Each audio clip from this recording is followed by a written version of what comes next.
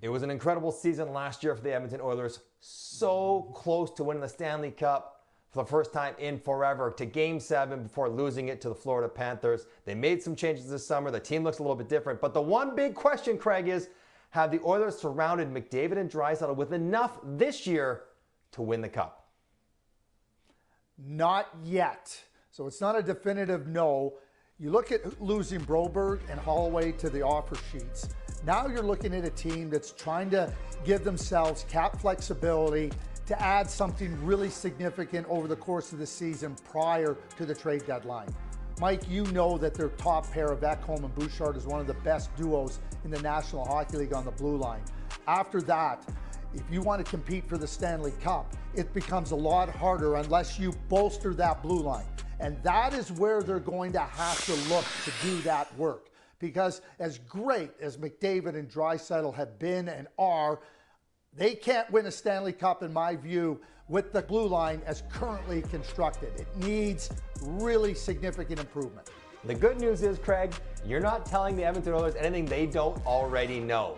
Yeah. They've made some moves this summer to keep the flexibility to answer the very question that you just addressed, that yes, we have to get a little bit better on defense. We know that Darnell Nurse and Emerton on the second pair might not be quite enough, but we're going to have cap space for the first time in a long time to address that very question. I will say this, though.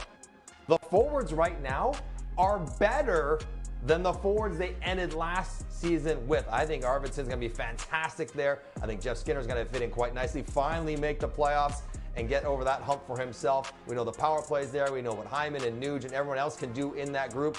Adam Henrique, underrated returning player. Their forwards are stacked. And I might add, a return around playoff time, probably right around Game 1 of playoff time, of a healthy, rejuvenated, and rested Evander Kane. What can that do for a team as well? So I think in net, okay, Stuart Skinner, you like what you have there. Up front, there are no questions whatsoever. The only question really is for the Edmonton Oilers, and you nailed it, on defense, because I think they have to go get a significant player like they did when they got Mattias Ekholm. Think about what a difference he made for that team from the day he arrived. Partnered up with Bouchard. They are one of the best pairings in the league. They have Darnell Nurse, who will be healthy at some point on that second pair, very likely. They need somebody to complement him, to maximize him, to make that pairing reliable and efficient. And if they get that, Craig, then you'd have to say that the Edmonton Oilers not only are capable of winning the Stanley Cup, they probably will be the favorite right now to win the Stanley Cup. Not as they're currently built, but what they will look like when the trade deadline finally expires in the spring. And exactly what they will look like. I don't think there's any question that when they were considering matching or not matching the offer sheets to Broberg and Holloway, yes, you got young players that you drafted in the first round that showed some really good positive signs in the playoffs last season, but it's much bigger now for the Edmonton Oilers. They're looking for something bigger than what Broberg and Holloway are capable of delivering probably at this point in time. And that's where the cap flexibility comes in.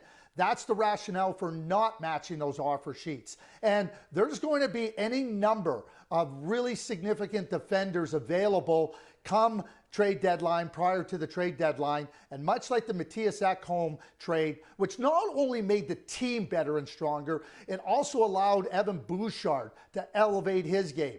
And I think that where they sit and where they'll be evaluating is certainly amongst those defenders available that can really make a discernible difference en route to competing for a Stanley Cup. Craig, the Oilers are in a good spot because they're setting themselves up to maximize on the greatness of Connor McDavid. We know he's the best player in the world, one of the best players of all time. He's setting records, breaking Gretzky's assist records in the playoffs. There is no competition that is too great for him to overcome. And I think they understand that. Draisaitl coming back is huge for them, but really maximizing on his greatness. He's got a couple more years under contract. He's in the prime of his career.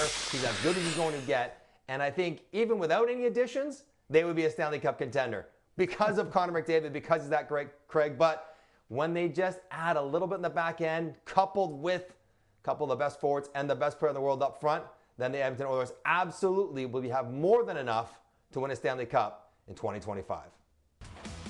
Domino's That's Hockey is brought to you by Domino's Pizza. From pizza and lava cakes to pasta and stuffed cheesy bread, Domino's has you covered. Domino's, Canada's favorite pizza.